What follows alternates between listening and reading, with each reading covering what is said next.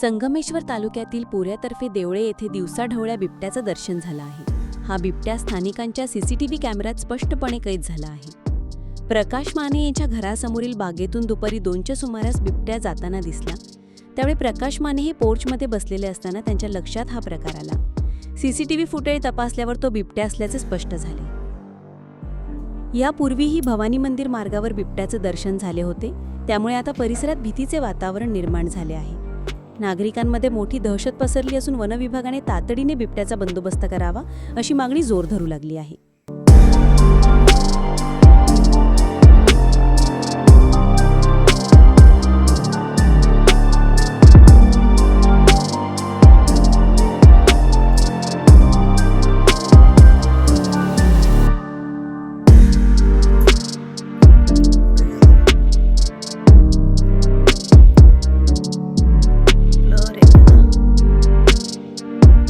अशाच नवनवीन घडामोडी पाहण्यासाठी 24 न्यूज चॅनलला आत्ताच सबस्क्राईब करा, शेअर करा आणि बेल आयकॉनला प्रेस करायला विसरू नका. आणि हो, तुमची प्रतिक्रिया देखील कॉमेंट बॉक्समध्ये नोंदवा.